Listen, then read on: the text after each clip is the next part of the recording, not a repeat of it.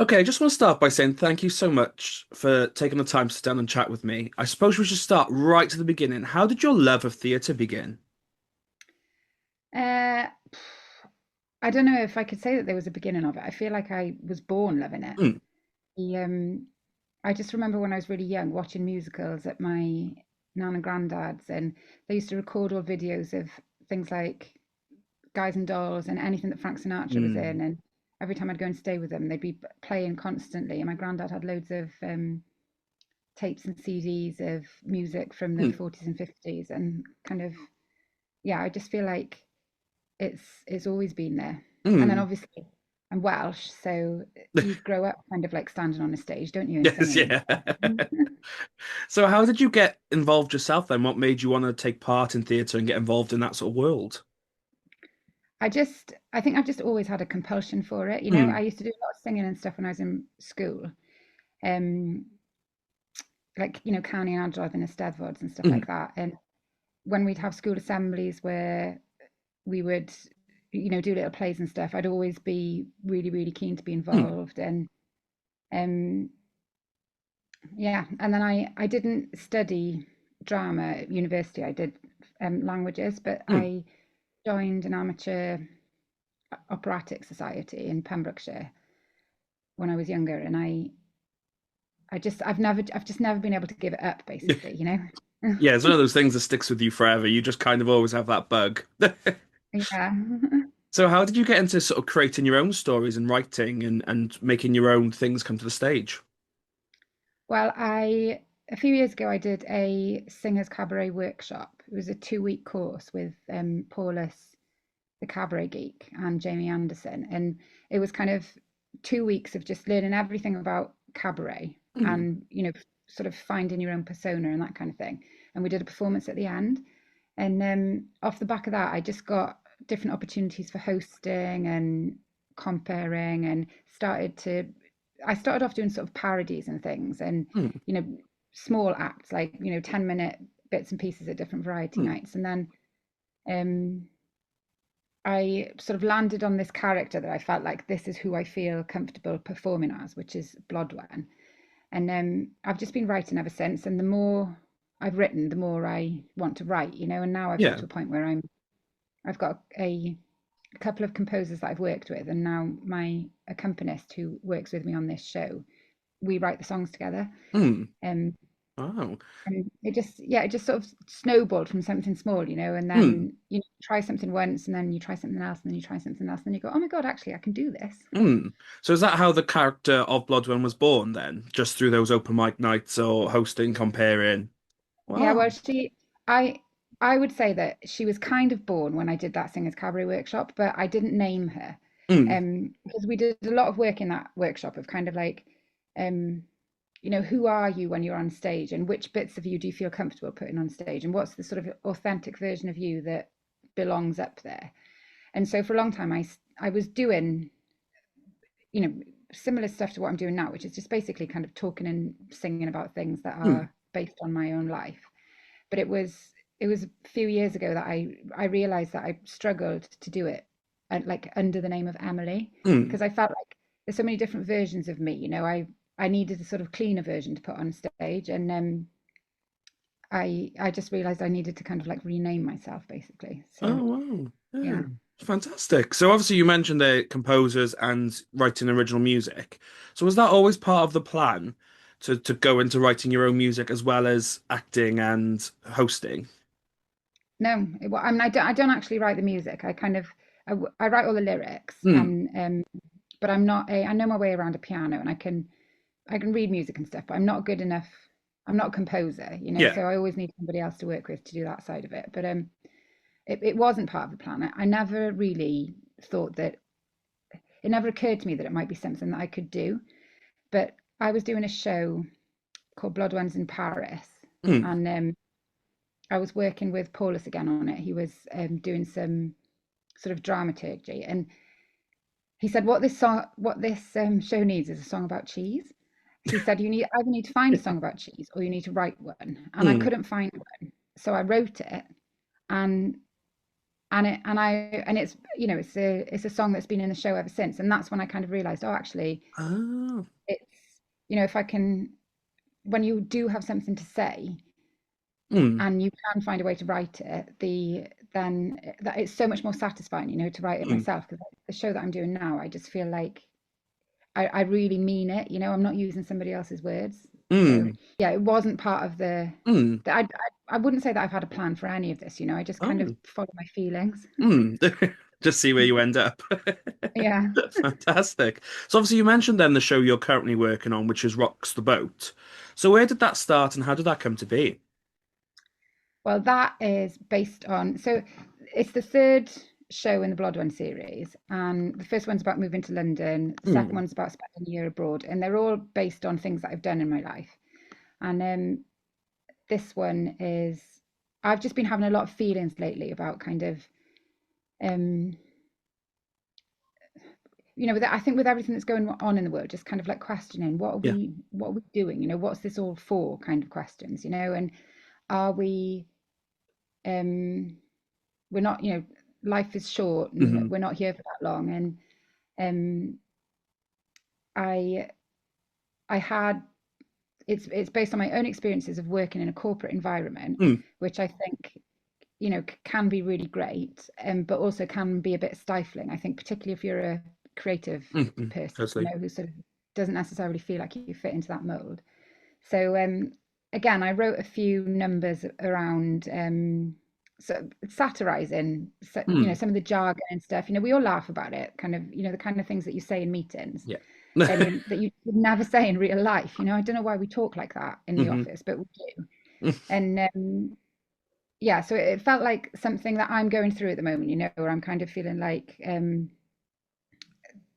I want to, I want to look back on my life and be able to say that I can feel like I did things because I really wanted to do them, not because I thought they were the things that I should do. Mm, So um I've just written this show, Blodwen Rocks The Boat, and it's kind of her questioning her place mm. in a, you know, becomes very successful in an advertising agency, which isn't something that's ever happened to me. Um, and she just starts to question it, and she finds that she has a sort of transformational moment when she goes away on a boat trip and Mm, realizes that there are there's there are things there are different things that she could be doing that she feels like would fulfill her more, and she goes mm. off to pursue them. Oh, So fantastic. So obviously you mentioned it's the third installment. Did you for the other two first? Did you go music first, the songs first, and then the rest of the story? How did those build and take shape? I think that, well, Bloodwin's in Town, the first one, that was very sort of, you know, that I would say the pattern of how that show got made was like this, because Hmm. I started off doing something, and I think I just called it A Welsh Girl's Journey to Becoming a Londoner, which Mm. is a bit of a mouthful. Um, and it was a bit of an amalgamation of anecdotes of things that had happened, and gradually over time I worked it into a narrative that sort of Mm. made a lot more sense. And the songs changed, you know, I'd kind of realized that actually that doesn't quite work. And there's a couple of songs in that show now that I have actually written, although in the beginning they were all sort of, you know, borrowed Yeah. from cabarets or musicals. Um, so it's a bit of a hodgepodge thing, really. And it's the same with Paris, really. I usually have a few songs where I really Mm. feel like part of the story is in these. And then sometimes it's just a case of trying stuff out, you know, because you think something is going to work. And then I might take 20 minutes of it to a scratch night, Mm. you know, and then I realize when I'm doing it that this isn't landing with the audience in the way that I was expecting it to. And I've got to rethink it. Um, so it's not linear, basically, I No, suppose is what I'm totally. saying. And that was that the same then for Rocks the Boat as well? Yeah, so I did this. I had a work in progress version that I called Blood Ones in Business, Mm. and that one had a couple of original songs in it, and then a few. I had a Tom Lehrer number and a couple of other things in there, Mm. and then again, I felt like I to make it say what I needed it to say, I needed to do a bit more writing, and so we've, you know, I've written things and discarded them, and I've written a few more things, and again tried stuff out. and rewritten some of the songs that are in it as well a couple of Mm. times. I'm constantly kind of shaving stuff off, or realizing that actually there's a different way or a better way that I can make that point. Mm. But with this one, I had I had two songs that right from the beginning, from the moment they've been written, not an ounce of them has been changed. Wow. They just so I because I had this very specific idea, and then what I had to do was just find a way to build the Mm. rest of the story to make this. It was like you can't tell the whole story in one song, Totally. Mm. but that was the sort of the seed of it that Mm. has, and even as it's developed over time, the core of what the story is hasn't changed. Mm. Totally. Obviously, you mentioned Edinburgh Fringe there. I'm really excited. I'm going for my first time this year to the Fringe. So I'd be remiss not to ask, how was the Fringe and taking your own show there? What are you doing? That's amazing. I'm You're just I'm going to performing. visit just to attend and see as Oh, many shows as amazing. possible. Have you been before? No, it'll be my first time this Oh, year. wow. Oh my God, you're gonna love it. It's like it's I just I love it. I've been up for the last 4 years. I do a show. I've been doing shows on the free fringe, Hmm. PBH's free fringe. So you don't have to pay for a venue, but you don't sell tickets. Basically, the kind of ethos of it is that nobody pays. Hmm. So we don't pay for the venue. People can come in for free if they want to.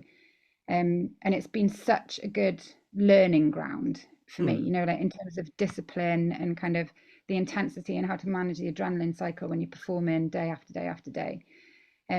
So from a kind of learning point of view, it's amazing. But also Hmm. just from a creative point of view, it's I can't think of any words to describe Hmm. it. It's chaotic, and um it's overwhelming, and it's beautiful, and it's Hmm. horrifying, and it's wonderful, and it's all of these amazing things. The best of what it is and the worst of what it is, they sort of roll Totally. in together and just make it this whole experience where you can see the most incredible thing that you've ever seen, that you can't imagine Yeah. how somebody could conceive to put that together, and you can see the worst kind of Hmm. performance where you just think, God, why would anybody put that on stage, Hmm. in the same breath, and but the thing that everybody's got in common, I think, art is subjective. So I can say Yeah. that something is bad, but all it really means is I don't like it, Yeah. and someone else could just as well like it. But that's the beauty of it. You will find something that you like. You will find something that blows your mind. I'm constantly inspired every day when I go up there. Hmm. You've got to get out of it sometimes, because it's there's mountains you can walk up, and a river that you can go, and the sea, which I think it's just important to get away to, because Hmm. it's really full on. But I I just think, as an experience, I've never been as a punter. I've only been as a performer. But Yeah. um, I think it just makes your life more colourful. Hmm. Yeah. Oh, fantastic. And obviously, at events like that, you're going to meet loads of different creatives from all different parts of life. However, this idea of kind of, you talked about the office being a setting for this show. Lots of creatives have those sort of day jobs where they do feel kind of limited or stuck in. So why do you find lots of people relate to the sort of office setting and that sort of, you know, to use the old title, to escape the rat race? Do you find Yeah, that relates to a lot of people? yeah, definitely. I mean, I find that I think any of us, even if you can like your job, and Hmm. still feel a bit like, you sort of roll your eyes when you go into a meeting, and we sort Mm. of, because we're laughing at ourselves is what we're doing, I think, with Yeah. this show. Yeah, you don't have to kind of want to escape to be able to relate to it. Mm. Um, but obviously, you can, Yeah. that side of it too. But I think, people say, I've got different characters in the show that pop up at different points, and people often say, that's the sales guy in my office, or Mm. I know her, or that it's exactly like that where I work. I get that so much, and it's because it's some of these songs, they were really easy for me to write, because they're my experiences, but Mm. they are experiences that we all have, and maybe I'm working with somebody called Jane, and someone else is working with somebody called Charlie, but essentially it's the same behaviors that we Hmm. see in these different places. So Mm, yeah, it's very, I think it's probably the most relatable, most universally relatable thing that I've done. I mean, mm, there's no such thing as something that's universally relatable, but I think if you've had a job, then mm, there's something in it, where you'll go, yeah, I recognize this scenario, I recognize this person. mm. So if people are interested, what can they expect from Blodwen Rocks the Boat? They can expect what can they expect from Blodwen Rocks the Boat? They can expect satire, singing, humor, a Mm, lot of laughs, maybe a mirror held up hmm. to some of the things that's going on in their own lives, um, and an unexpected twist. I think Okay. is the expect the unexpected. Yeah, because I don't. Most people come and they definitely don't expect her to end up where she ends up. Ooh, sounds exciting. So obviously it's going on a big tour now, around a few places. How are you preparing for tour life and going to all these different places?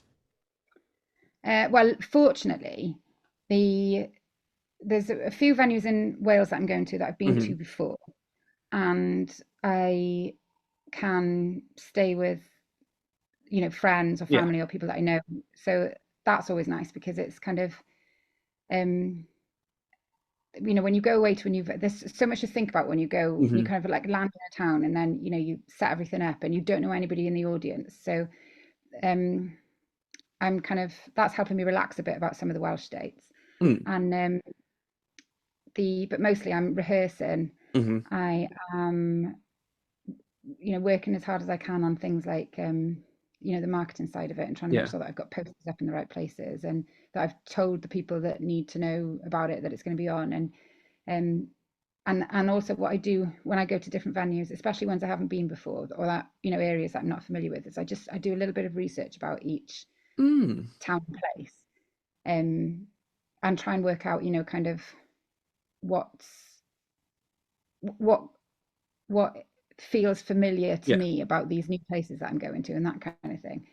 Um, yeah, so it's just learning about where I'm going Mm. basically and making sure that the show is really, really tight. Mm. Totally. So we are coming to the end of my questions. I have one or two more. So where can people stay up to date with you and the show? So I got a website. It is welshgirlsings.com Hmm. and all the tour dates are on there at the moment. I'm also Welsh Girl Sings on Instagram, Hmm. Facebook, TikTok, and Blue Sky. Okay. Um, and yeah, I've been very, very lax with social Hmm. media stuff lately, and kind of um, I feel like I've got to like re-engage with the world now. I've like spent December sort of hibernating, and now it's time to get back out there and be like, oh yeah, I do exist and I am alive, and I'll I'm tell you putting on a what's going show. on. So I'll put the links in the comments below so people can scroll down and click away. My final question is, what advice do you have for young people looking to do what you do? um, just just do it. Hmm. I don't wait until you think that you know how, or don't Hmm. think that you need to know how, or it's held me back a lot. I think earlier on in my career, thinking the um that there's a secret to any of it. There is no secret to Hmm. anything. If you want to write something, write it. If you want to say something, say it. If you want to make something, make it. And that makes it sound easy. Hmm. I do not. This is not easy. Hmm. This is, I've never, I've always been doing this with a full-time job. I have to really juggle my life, Hmm. but I'm very passionate about it, and I love doing it so much. It's not a hardship to me, but it's not something that I make choices about Yeah. what I can and can't spend my time or my money doing, Yeah. because I want to do this. So, but I think that if you have a passion and if you have a compulsion to be creative, then you just have to Hmm. find a way to do it. And um, it depends where you are in the country. I think what kind of opportunities Yeah. are available to you. But social media is so amazing now. If you want to Okay. write a song and you can put it out there, you can do it. So Mm. just don't wait, as I would say. Just don't Yeah. don't wait, because I think it makes you a bit sad inside, Yeah. if you feeling like you've got something to say and you're not saying what you really want what you want Hmm. to. Yeah, amazing. So I started by saying it, but I'll end the same way. Thank you so much for taking the time to sit down and chat with me. As I said, I'll put the links in the comments below so people can scroll down and click away. But thank you so much and best of luck with the tour. Well, thank you, Rhys, and hopefully I'll see you up in Edinburgh. See you soon.